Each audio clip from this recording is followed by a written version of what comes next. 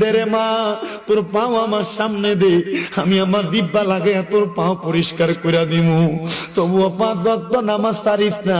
আল্লাহর কাছ থেকে যদি অসংখ্য বরকত কামনা করো, তাহাজ্জুদের নামাজ পড়ো, দেখবা আমার আল্লাহ তাআলা অসংখ্য রহমত আর অসংখ্য বরকত দিব।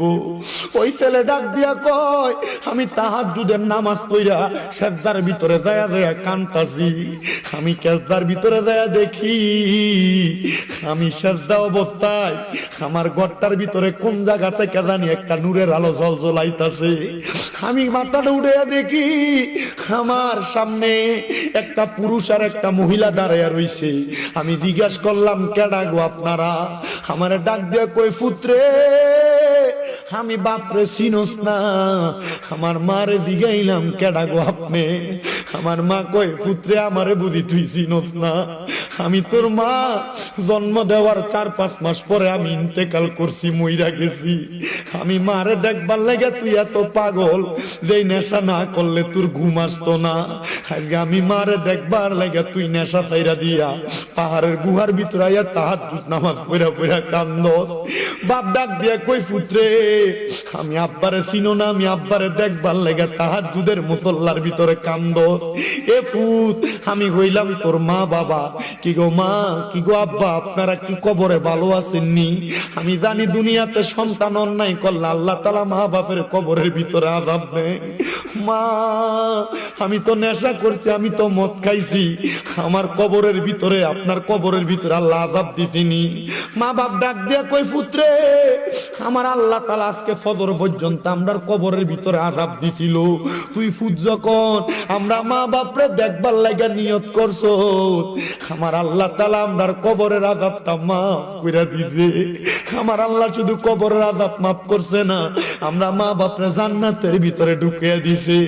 পুত্রে স্বপ্নের ভিতরে বইলা দিয়া যায়, আর কোনদিন নেশা তোর মুখে নিস না। তুই যখন নেশা করস রে, আমরা মা বাপরে আল্লাহ তাআলা জাহান্নামের আগুনে জ্বালায়। এ সন্তানের দল, তোমার মা বাবা তোমার লাখ লাখ টাকার বাড়ি গাড়ি দিয়া গেছে, এই বাড়িতে তুমি যে গান বাজনা করো, দুনিয়ার মাটি কাঁপাও, আল্লাহ তাআলা ওই কবরে তোমার মা বাবার কবরে আযাব দেয়। ওই ছেলেকে আমার মা, আমার আব্বা কবরে, আমি পুতের জন্য বলে আমি সন্তান সহ্য করতে পারি নাই। হে সন্তানের দেরে মা তোর পাও আমার সামনে দে, আমি আমার দিব্যা লাগে তোর পাও পরিষ্কার করে দিমু।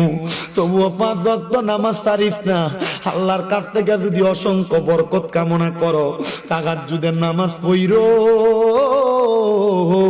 দেখবা আমার আল্লাহ তাআলা অসংখ্য রহমত আর অসংখ্য বরকত দিব। ওই ছেলে ডাক দিয়া কয়, আমি তাহাজ্জুদের নামাজ পড়া সেজদার ভিতরে যায়া যায়া কান্তাছি।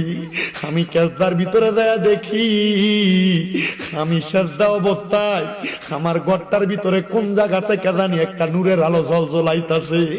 আমি মাথাটা উঠে দেখি, আমার সামনে একটা পুরুষ আর একটা মহিলা দাঁড়াইয়া রইছে। আমি জিজ্ঞাসা করলাম, কেডা গো আপনারা? আমারে ডাক দিয়া কই, পুত্রে আমি বাপরে চিনোস না? আমার মারে জিগাইলাম, কেডা গো আপনি? আমার মা কই, পুত্রে আমারে বুঝি তুই চিনোস না? আমি তোর মা, জন্ম দেওয়ার 4-5 মাস পরে আমি ইন্তেকাল করছি, মইরা গেছি। আমি মারে দেখবার লাগে তুই এত পাগল যে নেশা না করলে তোর ঘুম আসতো না। আজকে আমি মারে দেখবার লাগে তুই নেশা ছাইরা দিয়া পাহাড়ের গুহার ভিতরে আইয়া তাহাজ্জুদ নামাজ পড়া পড়া কান্দস। বাপ ডাক দিয়া কই, পুত্রে আমি আব্বারে চিনো না? আমি আব্বারে দেখবার লাগে তাহাজ্জুদের মুসল্লার ভিতরে কান্দস।